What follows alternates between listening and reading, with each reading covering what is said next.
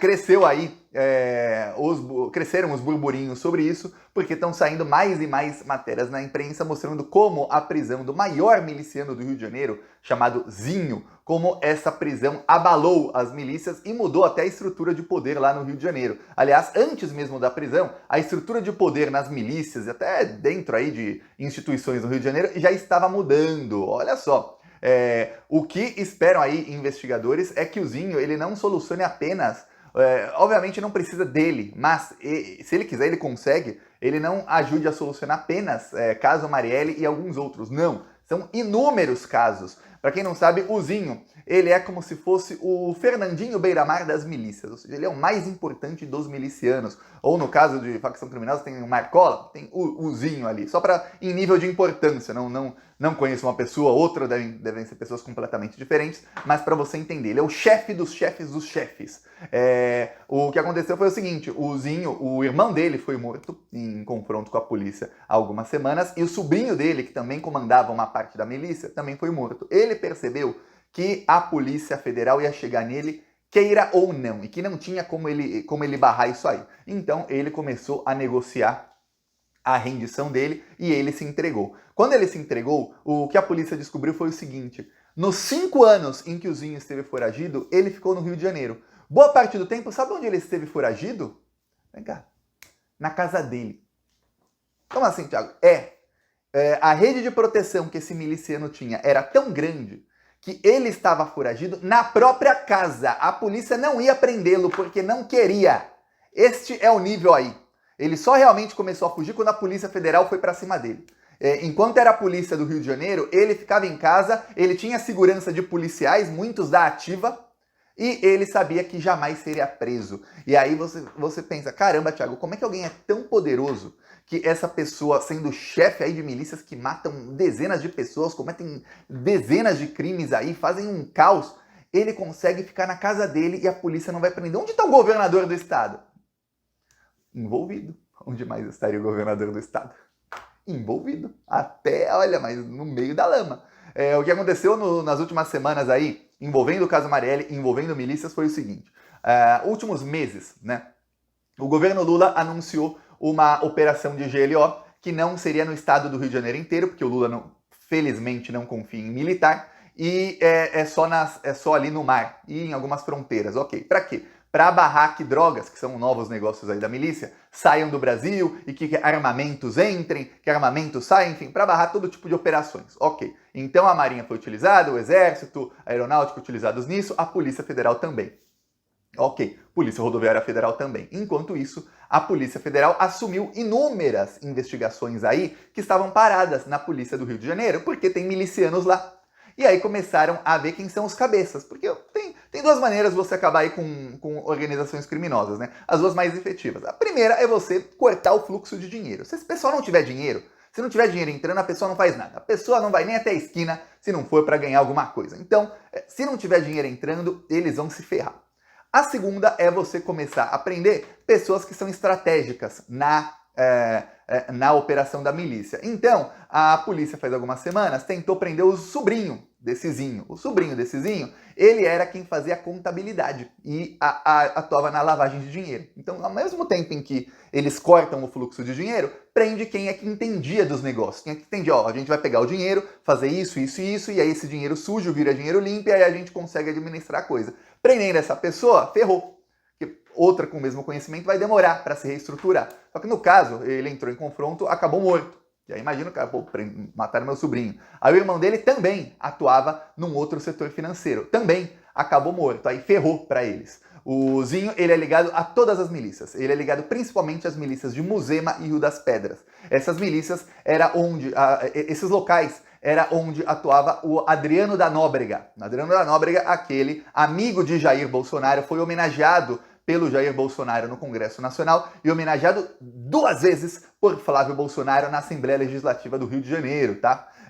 O Adriano da Nóbrega, lembremos, a mãe e a então esposa dele foram cúmplices do Flávio Bolsonaro num esquema de roubo de dinheiro público, conhecido como rachadinhas.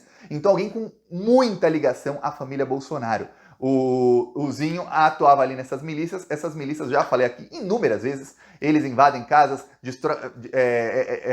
despejam as pessoas das suas casas, não importa se você alugou, se você comprou o imóvel, não interessa. Eles tiram você de lá, em alguns locais eles vendem sua casa ou alugam para outras pessoas, ou eles demolem as casas e fazem prédios. Um dos prédios chegou até a cair faz alguns anos, morreram mais de 20 pessoas, tudo mais. E aí você vê, Polícia do Rio de Janeiro, porque lá miliciano não é investigado, ou se é muito menos.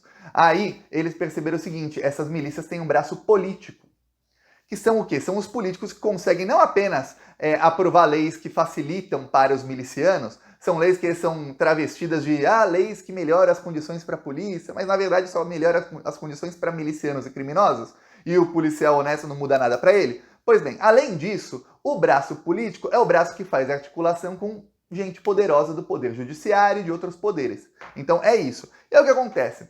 Prenderam também, a Polícia Federal prendeu essa semana um policial chamado Antônio Lázaro. Ele foi assessor do Domingos Brazão. Domingos Brazão foi apontado aí no caso Marielle como alguém que tentou ferrar as investigações. Ele é assim com o Flávio Bolsonaro.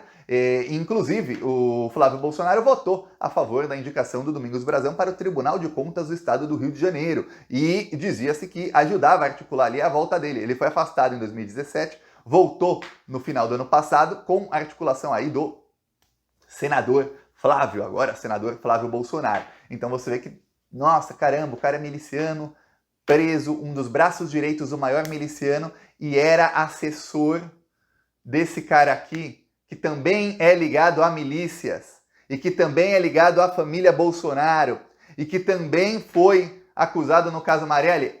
Só que não apenas o Domingos Brazão foi acusado no caso Marielle. Eu falei aqui nos últimos dias, esse Antônio Lázaro também foi acusado, ele foi acusado frontalmente por um outro miliciano que disse o nome dele, dizendo que ele esteve numa reunião onde decidiram contratar decidiram quem seriam os assassinos da Marielle. Aí contrataram uma outra pessoa, e essa outra pessoa contratou, no caso, a milícia Escritório do Crime, que eram exatamente como os bolsonaristas estão falando, olha, vamos fazer uma vaquinha e pagar um mercenário para matar o Lula. A milícia Escritório do Crime era uma milícia de mercenários. Você pagava e eles executavam quem você queria. E aí, no caso, executaram a Marielle. Então veja, o que acredita a polícia é o seguinte, o Zinho, se ele resolver abrir a boca, ele destrói o Rio de Janeiro. Só que tem uma coisa que está acontecendo no Rio de Janeiro há alguns meses, desde que começaram essas operações aí da Polícia Federal. E é por isso, e só agora, que lembra que, olha, quanto tempo eu fiquei falando, não estou entendendo porque o Bolsonaro está tão apavorado com o Flávio Dino. Não estou entendendo, o Flávio Dino é um dos 11 ministros do STF, se não cair um caso com a relatoria do Flávio Dino, ele nem opina no caso. No caso de votos, a Rosa Weber já votava tudo contra o Bolsonaro, então nem muda, né, que vai ter um voto a mais para ferrar o Bolsonaro. O da Rosa Weber também já ferraria ele. Não estou entendendo esse pânico extra. Agora eu tô. Agora entendemos o pânico extra de Jair Bolsonaro e principalmente do Flávio com o Flávio Dino. Qual que é o drama, Thiago? É que o Flávio Dino, como chefe da Polícia Federal, ele começou a desarticular facções criminosas e milícias. A partir daquele momento, começou no Rio de Janeiro e agora saem matérias na imprensa mostrando isso por outros lados, assim, de uma maneira mais clara, começou uma mudança nas estruturas de poder. O Cláudio Castro ele estava cada vez mais longe da família Bolsonaro, ele estava se alejando da família Bolsonaro, porque ele queria a distância. Ele viu que o pessoal estava para ser preso e foi se distanciando. Porém, chega ali, meio de outubro, começo de outubro, o governo Lula anuncia GLO, o governo Lula anuncia mega operações contra o tráfico, contra o crime organizado. Crime organizado envolve bicheiros, mas principalmente facções criminosas e milícias. Tá, e aí o Cláudio Castro começa a se reaproximar do governo Bolsonaro. Por quê? Por que o cara ali que deixou a milícia se instalar no governo está se reaproximando de gente que é ligada a tantos milicianos e que defende as milícias aí há mais de 20 anos? Estranho. Você vê que o buraco no Brasil hoje é muito, mas é muito mais embaixo do que era 1 ou 2 anos atrás. Eles já se adaptaram a qualquer legislação que vem aí, porque as fake news só incluem com a imprensa. Essa imprensa suja do Brasil aí, viu? Alguns acham que a imprensa está a favor do Lula. Se isso é a favor, imagina quando estiverem contra. Peço aí sua inscrição no canal. Falou!